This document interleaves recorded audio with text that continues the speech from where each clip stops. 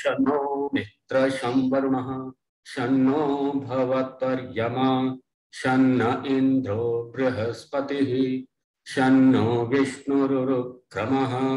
नमो ब्रह्मणे नमस्ते वायो त्वमेव प्रत्यक्षं ब्रह्मासि त्वमेव प्रत्यक्षं ब्रह्म वदिष्यामि ऋतं वदिष्यामि सत्यं वदिष्यामि तन्मामवतु तद्वक्तारमवतु अवतु माम् अवतु वक्तारम्। ओम शांति शांति शांतिः। ओम सहना भवतु सहनौ भुनक्तु सह वीर्यं करवावहै तेजस्विनावधीतमस्तु मा विद्विषावहै। ओम शांति शांति शांतिः। ओम आप्यायन्तु ममाङ्गानि वाक्प्राणश्चक्षुश्रोत्रमथो बलमिन्द्रियाणि च सर्वाणि सर्वं ब्रह्मोपनिषदं माहं ब्रह्म निराकुर्यात् मा ब्रह्म निराकरोत् अनिराकरणमस्तु निराकरणं मे अस्तु तदात्मनि निरते य उपनिषत्सु धर्मास्ते मयि सन्तु। ओम शांति शांति शांतिः। ओम वाङ् मे मनसि प्रतिष्ठिता मनो मे वाचि प्रतिष्ठितम् आविराविर्म एधि वेदस्य मणिस्तः श्रुतं मे मा प्रहासीः अनेनाधीतेनाहोरात्रां संदधामि ऋतं वदिष्यामि सत्यं वदिष्यामि तन्मामवतु तद्वक्तारमवतु अवतु माम् अवतु वक्तारमवतु वक्तारम्। ओम शांति शांति शांतिः। ओम साधन पंचकम पद्य चौथा। क्षुद्व्याधिश्च चिकित्स्यतां प्रतिदिनं भिक्षौषधं भुज्यताम् स्वादन्नं न तु याच्यतां विधिवशात् प्राप्तेन सन्तुष्यताम् शीतोष्णादिविषय्यतां न तु वृथा वाक्यं समुच्चार्यताम् औदासीन्यमभीप्स्यतां क्षणकृपा नैष्ठुर्यमुत्सृज्यताम्। पांचवा भी पारायण कर ले। एकांते सुखमास्यतां परतरे चेतः समाधीयताम् पूर्णात्मासु समीक्ष्यतां जगदिदं तद्बाधितं दृश्यतां प्राक्कर्म प्रविलाप्यतां चितिबलात् नाप्युत्तरैश्लिष्यतां प्रारब्धं तिह भुज्यताम् अथ पर ब्रह्मात्मना स्थीयताम्।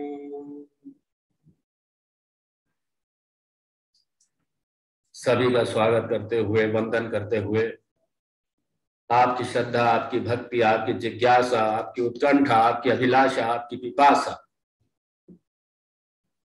जो इस आत्म कल्याण के निमित्त जो वेदांत का श्रवण है श्रुति भगवती की कृपामयी अमृतमयी जो वाणी है इसमें हम सब अवगाहित हो रहे हैं। मैं सत्य प्रति वंदन करता हूं, स्वागत करता हूं, अभिनंदन करता हूं। पिछले सत्र में हम लोग देख रहे थे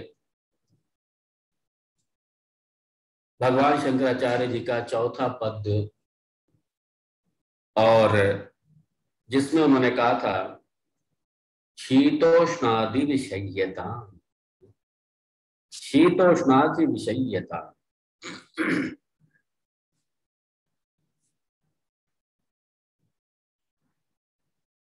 सबको जीवन के द्वंद्व, जीवन के द्वंद्व, सुख है दुख है, मान है अपमान है, लाभ है हानि है, दिन है रात है, सफलता है विफलता है, ये सारे द्वंद्वों को हम कैसे, किस तरीके से हम झेलें इसको। और भगवान कह रहे हैं चूंकि यहां तक, यहां से पहले ही जो पंच साधनाएं हैं, कर्म की, उपासना की, श्रवण मनन निधिध्यासन, ये जो पंच साधनाएं हैं, यहां पे पहले पांचों साधनाएं ये पूरी हो गई, लेकिन इस पद में भगवान कुछ जीने के लिए जीवन संबंधी कुछ निर्देश दे रहे हैं। और उन निर्देशों में भी है, क्योंकि द्वंद्वों से भरा हुआ है जीवन, और ज्ञानी के लक्षणों में जिन्होंने पांचों साधनाएं कर ली, जो संपूर्ण ज्ञान प्राप्त करके आत्मज्ञानी हो गए हैं, ब्रह्म ज्ञानी हो गए हैं, उनके लक्षणों में भगवान ने कहा है। और भगवान शंकराचार्य यहाँ उसी की ओर संकेत कर रहे हैं। तुल्य प्रिया प्रियो धीरः तुल्य निंदात्म संस्तुति ही, सुख दुख स्वस्थ समलोष्टाश्म कांचनः। ये ज्ञानी के लक्षण। शीतोष्णादि विषय्यता, जीवन के द्वंद्वों को सहन, स्वीकार कर लो जीवन के द्वंद्वों को। क्यों? क्योंकि इनको जब हम दृष्टा भाव से देखेंगे, असंग भाव से देखेंगे, तब ये द्वंद्व मेरे में है ही नहीं, मैं तो द्वंद्वातीत हूं, मैं द्वंद्वातीत हूं, तो ये द्वंद्व हमको असर कहां से करेंगे। इसलिए जीवन के में ये द्वंद्व आ जाए तो इनको जरा साक्षी भाव से देख लेना, और आप इससे असंग हैं। जब आप इससे असंग हैं और आप अहम ब्रह्मास्मि, जब ये आपको पूरी तरीके से बोध हो गया है, फिर उसके बाद में ये द्वंद्व कहां रह जाएंगे। ये आपके जीवन में द्वंद्वों से मुक्ति हो जाएगी सारी, द्वंद्वों से सारी मुक्ति हो गई। और जब द्वंद्वों से मुक्ति हो गई, इनको सहन करना यह आपके जीवन का एक अंग हो जाएगा। अर्थात ये आपको प्रभावित नहीं करेंगे ऐसी अवस्था में, इनका प्रभाव खत्म हो जाएगा इनका जीवन से। इसलिए द्वंद्व जब आए तो जरा सम बुद्धि अपनी ले जाना। निर्दोषम ही समम ब्रह्म, वहां कोई दोष नहीं है। उस स्थिति में कोई, उस बोध में कोई दोष नहीं है। निर्दोषम ही समम ब्रह्म, वो सम अवस्था आनी चाहिए। इसलिए भगवान शंकराचार्य यहाँ मन की समता, सम अवस्था की ओर इंगित कर रहे हैं। और फिर का भगवान ने नतु व्रथा वाक्यम समुच्चार्यता, महर्षि पतंजलि ने भी वांग निरोधः अपने मंत्र में बड़ा स्पष्ट कहा है कि अपनी वाणी पर हमारा संयम, वाणी पर हमारा नियंत्रण होना चाहिए। योगस्य प्रथमम द्वारम वांग निरोधः, ये प्रथमम द्वार। और इसलिए जहां तक हो सके तो जो वेद वाणी है, क्योंकि अब हमारे पास में समय बहुत है, हमारे पास में कोई प्रोजेक्ट नहीं है, हमारे पास में कोई हमारा जीवन का प्रोजेक्ट नहीं है, मुक्त अवस्था है। ऐसी अवस्था में समय है, तो क्या करें ऐसे समय में। इसलिए वाणी पर व्रथा, वाणी का व्रथा बिल्कुल उपयोग ना हो। तो क्या करें हम वाणी से हम भगवान के गुणों का अनुवाद करें। भगवान शंकराचार्य ने देवों की कितनी स्तुतियां लिखी हुई हैं, हम भाष्य का पारायण करें, स्तुति करें देवों की। भगवान के जो वेदांत के जो प्रवचन हैं, इनका हम स्मरण करें, और जो हमारा गुरु मंत्र है उस मंत्र का हम जाप करें। हम अपनी वाणी को इसी में लगाए, हम अपनी वाणी को। और जितना कम आप बोलेंगे उतना ही आपकी वाणी का मूल्य अधिक होगा। वाणी से बोलना है तो विचार करके बोलना है, उचित बोलना है। विषय वस्तु हमारी क्या है, सोच समझ कर हम बोलेंगे, सत्य बोलेंगे, प्रिय बोलेंगे, हितकर बोलेंगे, तो हमारी वाणी का मूल्य बढ़ेगा। जितना जितना हम वाणी के मूल्यों को लेकर के चलते हैं उतना हमारी वाणी मूल्यवान होती है। और इसके लिए कम बोलना सार्थक। इसके लिए कभी मौन की भी साधना कीजिए, मौन रख लीजिए, वाणी पर संयम हो जाता है। और इसलिए भगवान ने कहा वृथा वाक्यम न उच्चार्यताम, और बाद में सम और जोड़ दिया। बहुत अच्छी तरीके से इसका ध्यान रखना चाहिए। अब कहा औदासीन्यम अभीप्सेता, ये उदासीनता का है। किसी का कोई पक्षपात नहीं, न कस्यचित पक्षम भजते यह सह उदासीनः। किसी का पक्षपात नहीं, किसी का ये ग्रुपेज्म, ये गुटवाद, ये सब हमारे जीवन में नहीं होना चाहिए। जब समावस्था आ गई, हमारे लिए सब समान है। जब सब समान है,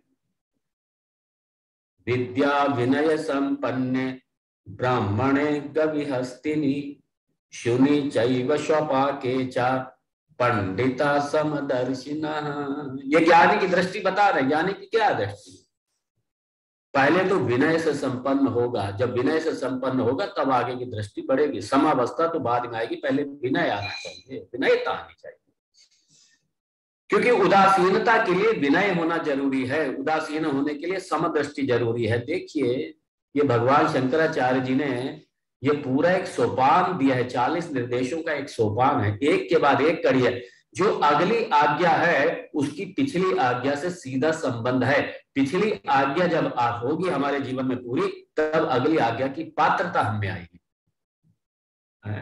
ये भगवान ने एक सुंदर एक सीढ़ी बनाई है, और सीढ़ी बनाई है गंतव्य तक पहुंचाने के लिए। जैसे हम सीढ़ी के द्वारा हम अपनी मंजिल को पाते हैं, छत पर पहुंचते हैं, ऐसे ये सीढ़ी है, ये वेदांत, ये सोपान पंचकम। ये सोपान पंचकम क्या है? ये 40 पायदानों की, 40 सोपानों की सीढ़ी है जो मुझे ब्रह्म प्राप्ति तक लेके जाती है। और यहां पे भगवान कह रहे हैं औदासीन्यम, उदासीन का भाव है। कहीं किसी में कोई राग नहीं है, कोई द्वेष नहीं है। राग द्वेष से पूरी तरीके से मुक्त है हम, किसी हम गुट में नहीं है, किसी उलझ के रह करके अपने आप को सीमित नहीं कर रहे हैं हम अपने आप को। और इसलिए न कस्यचित पक्षम भजते, हम सत्य के साथ में हैं, हम किसी पक्ष के साथ में नहीं, किसी गुट के साथ में नहीं। इसलिए हमारा एक संप्रदाय है, हमारे पूज्य संतों का एक संप्रदाय, उदासीन संप्रदाय। मैं प्रणाम करूंगा उदासीन संप्रदाय के सारे महापुरुषों को। ये परम पूज्य गुरु नानक देव के पुत्र, ये उनके द्वारा ये संप्रदाय शुरू, उदासीन संप्रदाय। बड़े बड़े महापुरुष हैं। हमारे अभी वर्तमान में परम पूज्य काशी जी महाराज, इसलिए हमारे उदासीन संप्रदाय के बड़े महापुरुष हैं। इनकी मेरे ऊपर भी बड़ी कृपा है। सत्संग मुझे कई बार हम मंच पे साथ साथ बैठे हैं इनके। तो ये उदासीन संप्रदाय, ये उदासीन संप्रदाय का मतलब भी यही, ये संतों के लक्षण है, ये ब्रह्मवेत्तों के लक्षण है। उदासीन, हमारे जीवन में कहीं भी पक्षपात नहीं होना चाहिए। ये नहीं कि ये तो मेरा बहुत क्लोज शिष्य है, मेरा क्लोज भक्त है, और वो मेरा दूर का है। नहीं, सब बराबर है, हमारे सारे बराबर। इसलिए उदासीनता और जन कृपा नैष्ठुर्यम उत्सृज्यताम, त्याग दो इसको। संत के जीवन में सब तरीके की परिस्थिति आएंगी। देश काल प्रारब्ध हमें जो हमारे जीवन की परिस्थिति आएगी वो द्वंद्व के साथ में आएगी। मान होगा, अपमान होगा, दोनों होगा। संत है, जीवन है संत का जीवन।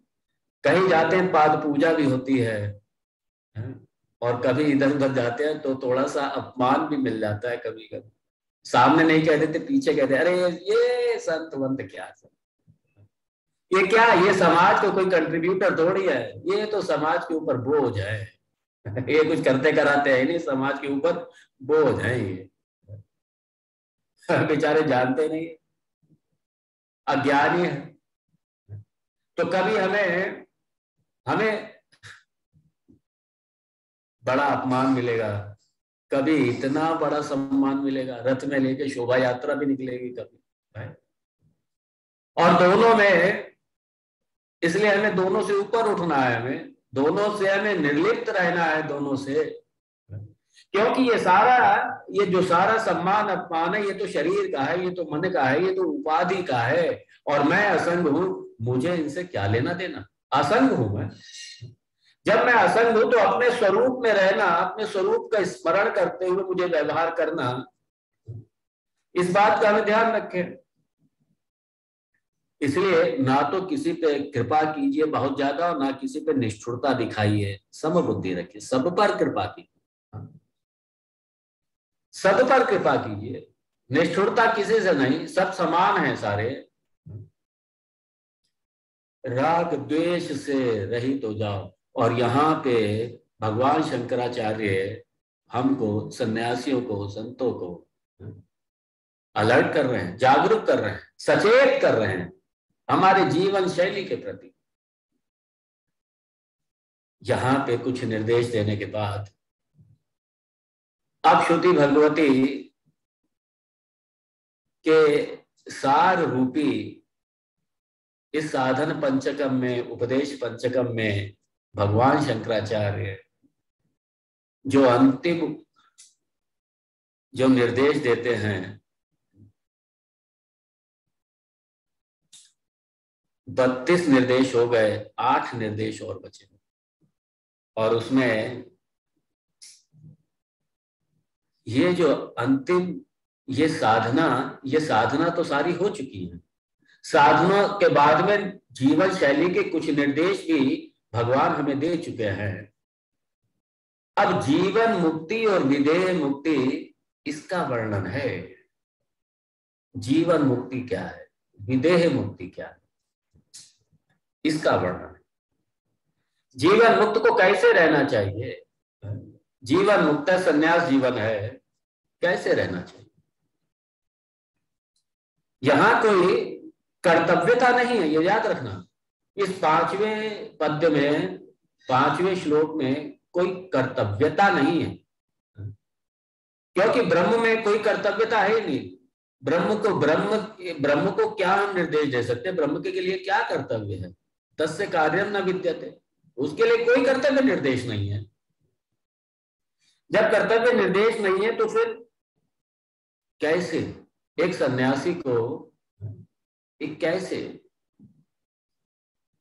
इस शरीर की यापन करे और आगे बढ़ते हुए कैसे अपने जीवन शैली किस तरीके से आगे रखे भगवान। इसके लिए सन्यासी के लक्षणों की, जीवन मुक्त और विदेह मुक्त, इस दोनों की स्थितियों का ही यहाँ पे वर्णन कर रहे हैं। भगवान कह रहे हैं एकांते सुखम आस्यतम, सुखपूर्वक। और यहाँ एकांत का मतलब किसी वन में जाकर के जहां जन रहित कोई स्थान है उसे आप एकांत मत समझना।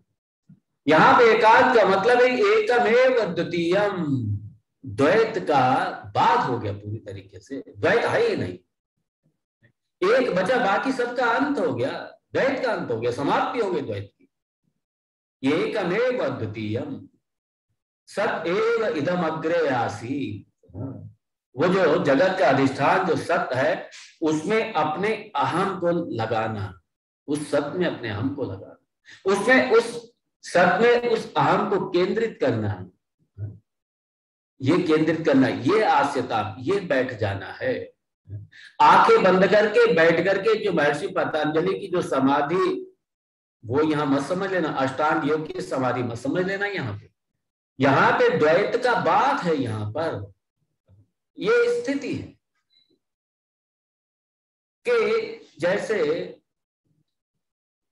अज्ञान अवस्था में रस्सी पर हमें सर्प दिखाई देता है, अज्ञान अवस्था है इसलिए अज्ञान से रस्सी पर सर्प की सृष्टि हो गई।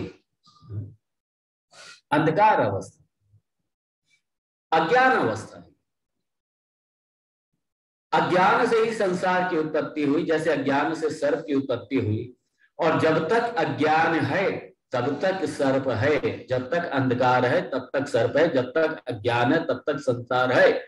जब ज्ञान हुआ एकमेव अद्वितीयम सत ब्रह्म तत् ब्रह्म अहम अस्मि, वो ब्रह्म मैं ही हूं, ये है, ये एकांत है। और इस भाव को बनाए रखना।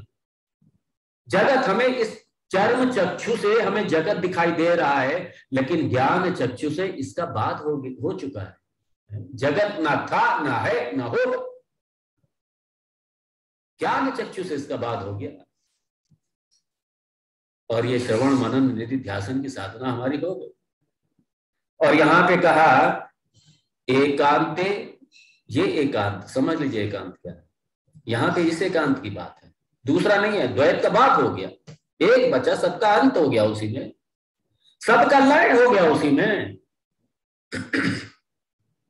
क्योंकि वही सच्चित ब्रह्मा, वो सच्चित अनंत ब्रह्मा, वही अयम आत्मा ब्रह्मा, यही आत्मा ही वो ब्रह्मा, वो सच्चित अनंत यही अयम आत्मा।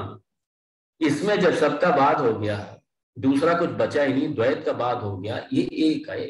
और इसमें रहना, इस भाव का बने रहना, संसार में भी है लेकिन हमारा भाव यही है, हमें संसार, इसलिए ज्ञानी संसार देखता है, अज्ञानी भी संसार देखता है। लेकिन ज्ञानी संसार में संसार का अधिष्ठान ब्रह्म को देखता है, सत्य को देखता है, अपने स्वयं को देखता है। और जब दूसरा है ही नहीं तो किससे बैर होगा, किससे द्वेष होगा, किससे भय होगा। द्वैत ही हेतु है भय का, द्वैत ही हेतु है राग द्वेष का। जब द्वैत नहीं है तो कहां के राग द्वेष, कहां का भय, किससे ईर्ष्या, किससे जलन। जब सब में मैं अपने आप को देख रहा हूं तो मैं किससे ईर्ष्या करूंगा, किससे जलन करूंगा, किससे प्रतियोगिता करूंगा मैं। ये सारी समस्याएं, सारे स्ट्रगल समाप्त हो जाता है। एक घटाकाश है, घटाकाश जब तक आकाश घटका, जब तक आकाश रूपी, जब तक ये घट रूपी उपाधि से जब तक अपने आप को बंधा हुआ समझता है, और जब तक घटाकाश अपने आप को घटाकाश ही मानता है, तभी तक तो सारी समस्या है। वो बड़ा होना चाहता है, मठाकाश होना चाहता है। लेकिन जब घटाकाश को ये बोध होता है कि मैं घटाकाश नहीं, मैं तो आकाश हूं, और मैं जो अपने आप को छोटा मान बैठा था, सही बात है, घट भी मेरे में ही है। घट मेरे पर आश्रित है, घट मेरे में है, सारा जगत, सारा ब्रह्मांड मेरे में है। मैं आकाश हूं, सारा ब्रह्मांड मेरे में है। जब सारा ब्रह्मांड मेरे में है, मैं घटाकाश नहीं, मैं महाकाश हूं, मैं महाकाश हूं। किससे प्रतियोगिता करेगा। और एक आकाश है, दूसरा कोई आकाश नहीं है। ऐसे जब ये ज्ञानी, जब ये महापुरुष, जब ये इस सच्चित आनंद को अपने स्वरूप में, अपने स्वयं का ही स्वरूप, सच्चित आनंद स्वरूप, इसका पूरी तरीके से बोध हो करके, और जब ये बोध हो जाए दूसरा कुछ है ही नहीं, जगत नाम की कोई चीज ही नहीं है, वो जिसे मैं चाहता हूं वो मैं स्वयं हूं, वो मैं था, मुझे पता नहीं था, वो किसे खोजेगा, कहां जाएगा वो। इसलिए कहीं आना जाना नहीं, अब आगे गति यही है बस उसकी।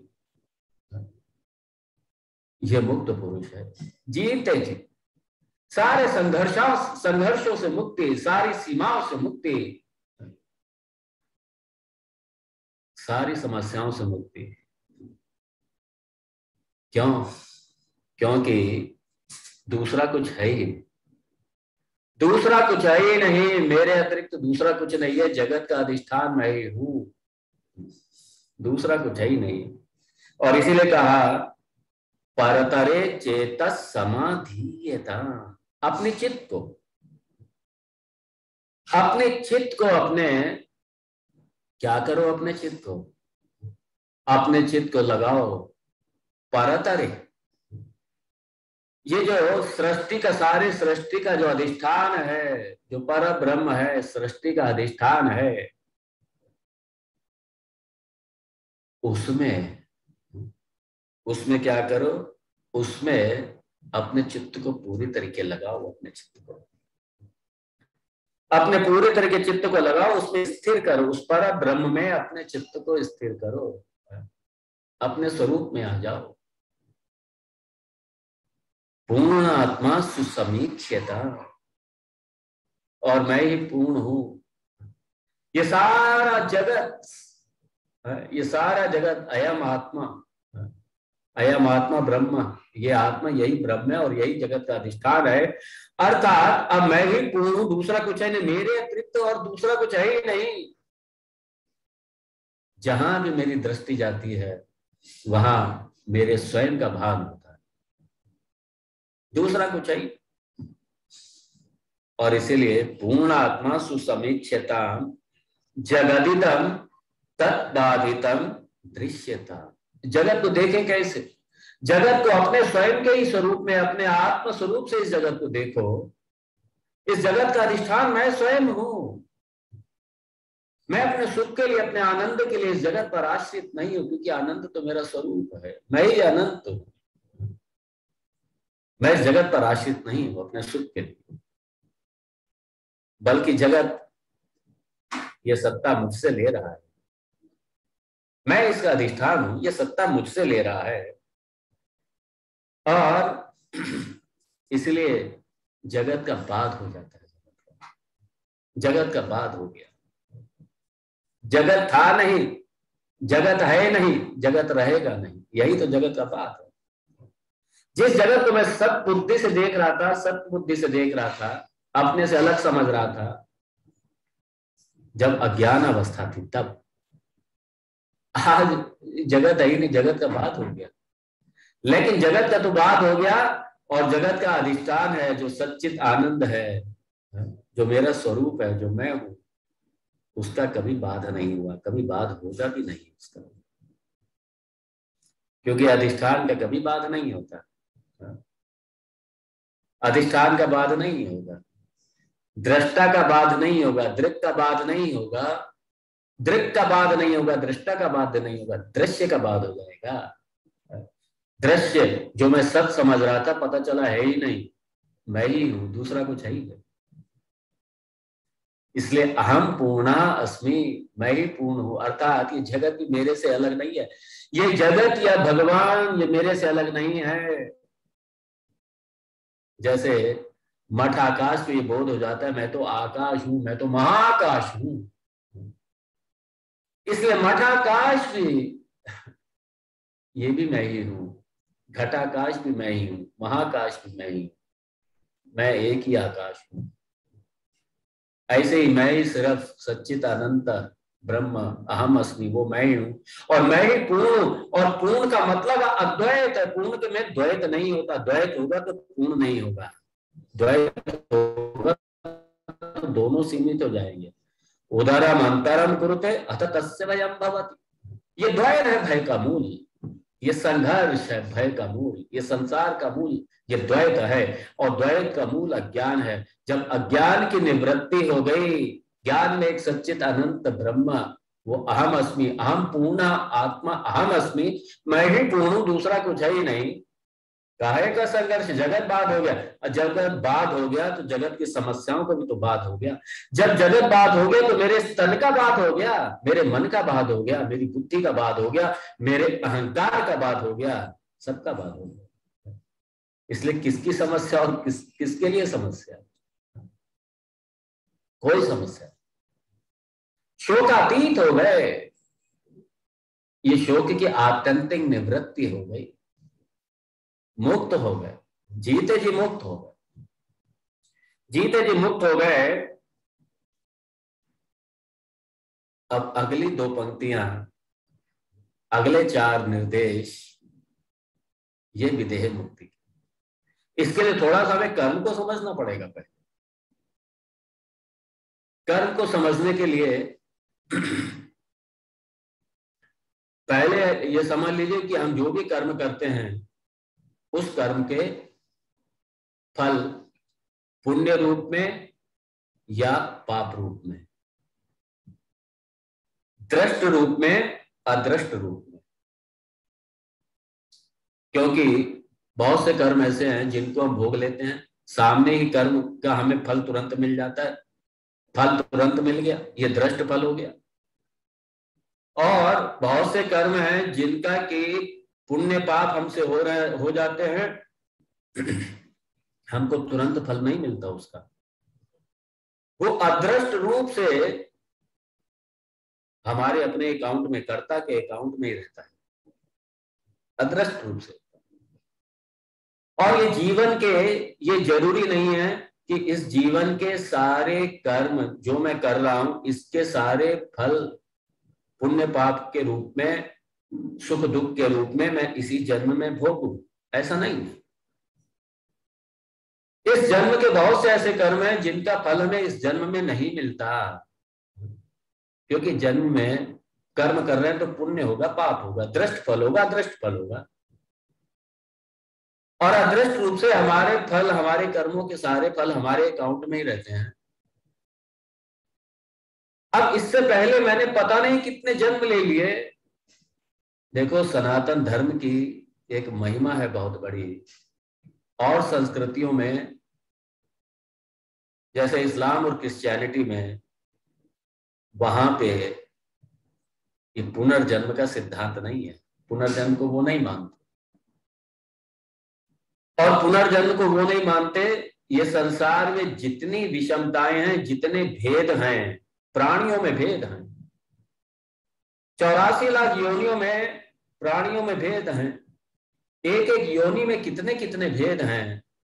जब उनसे ये पूछो कि ये सारे जो भेद हैं, ये आखिर भेद भगवान ने क्यों किए? अगर पुनर्जन्म नहीं है, ये जो भेद हैं, वो कहते हैं ठीक है, सृष्टि भगवान ने बनाई और भगवान ने ये सारी योनियां पैदा कर दी, तो भगवान ने भेद क्यों किया? ये सब में ये सारे डिफरेंसेस क्यों हैं? ये 84 लाख योनियां और इसमें इतने भेद, ये क्यों है? ये सारे भेद उनके पास जवाब नहीं होता है, सनातन धर्म के पास जवाब है। ये भेद सिर्फ कर्म वशात है, कर्म के वशीभूत ही ये सारे भेद हैं। मनुष्य योनि में ही देख लीजिए, कोई रंक पैदा होता है, कोई राजा पैदा होता है, कोई रोगी पैदा होता है, कोई निरोगी पैदा होता है। कितने सारे भेद हैं एक मनुष्य में ही, कितने भेद हैं, कितने भेद। ये भेद सिर्फ हमारे कर्म के आधार पर ही है, क्योंकि जो हम जो भी है हमें कर्म वशात मिला है। ये सब हमारे जन्म जन्मांतरों के कर्म, हमारे पुण्य पाप, हमारे उनमें से एक छोटा सा एक पैकेज प्रारब्ध के रूप में मिल जाता है, और प्रारब्ध वशात ये जन्म मिलता है। और प्रारब्ध वशात ये जन्म मिलता है। अब देखिए, कर्म का भी कोई भी विज्ञान वेद के अतिरिक्त, ये तो वेद हमें बताता है ना कि कर्म के आधार पर ही सारी विभिन्नताएं हैं, सारी विभिन्नताएं, सारे भेद ये कर्म के आधार पर ही हैं। और ये वेद कहता है जिसका जो कर्म है वही भोगेगा, दूसरा कोई नहीं। विज्ञान के पास ऐसा कोई प्रमाण नहीं है जो वो सिद्ध करे, है ही नहीं, क्योंकि विज्ञान का विषय ही नहीं, ये वेद का विषय है। तो ये वेद पूर्व का विषय है ये सारा कर्म का। और कर्म जिसके, और बड़ी सुंदर बात है,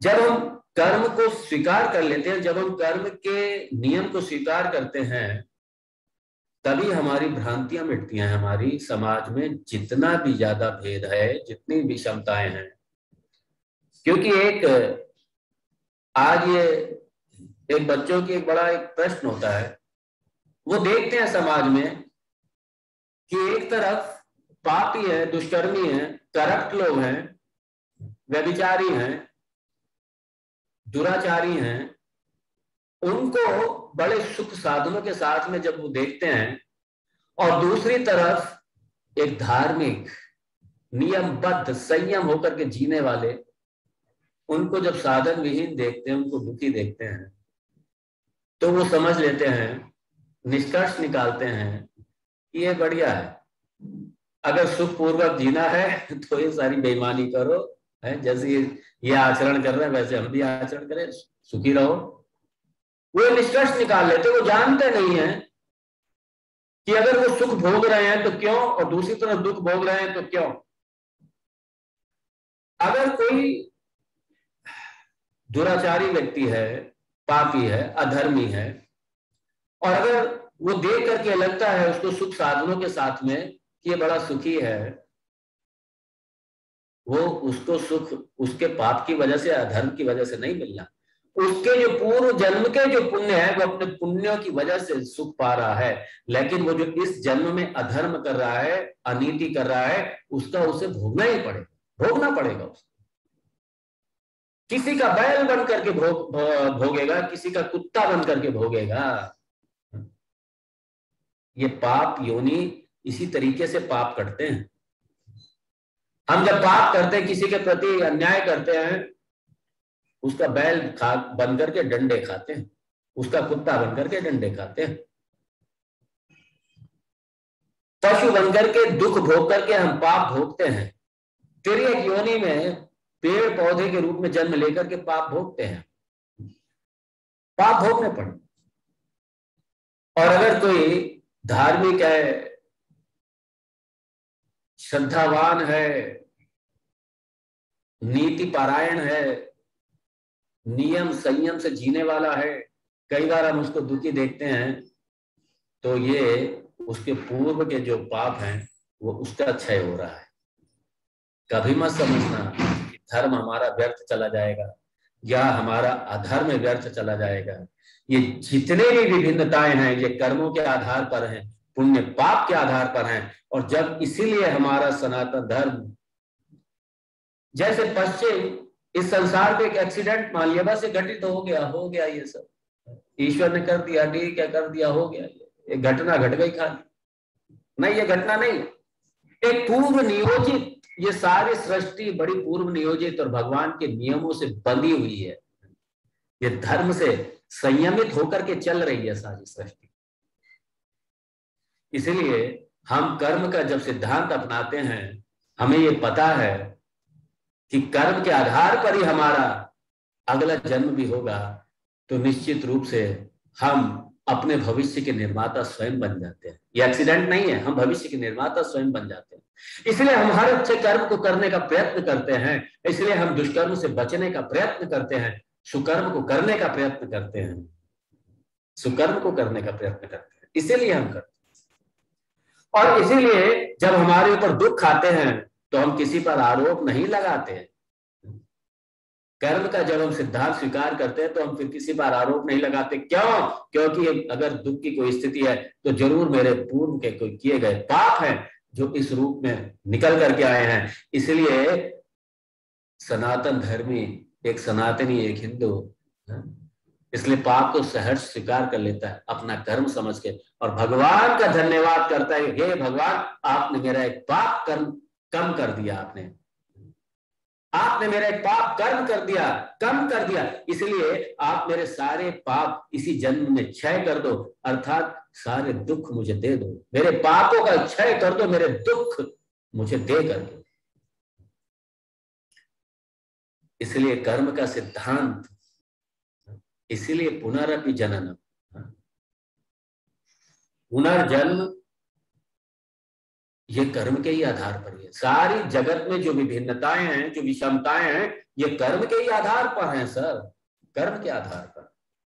ये कोई एक्सीडेंट नहीं है, ये बड़ी सोची समझी एक नियमबद्ध, बड़ी संयमित एक सृष्टि है।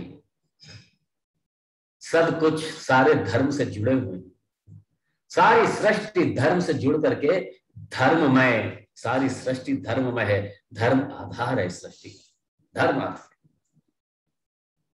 अब यहां कहा तीसरी लाइन, प्राक कर्म प्रविलाप्यता। प्राक कर्म मतलब संचित कर्म, संचित कर्म, प्रविलाप्यता उसका विलय कर, अच्छे तरीके से विलय करो। कब होगा संचित कर्म का? और आगे दे दिया चिति बलात्। चिति बलात् मतलब ज्ञानात्, ज्ञान से, ज्ञानात् निसर्ग कर्माणि भस्मसात् कुरुते तथा।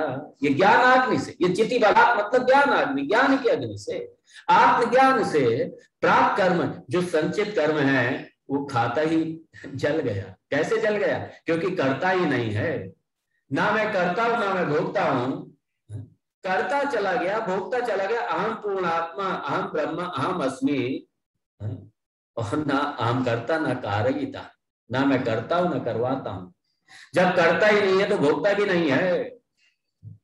इसलिए संचित कर्म जो है वो ज्ञानाग्नि से जल के नाश हो जाते हैं। क्यों? करता चला गया, इसलिए वो खाता ही खत्म हो गया।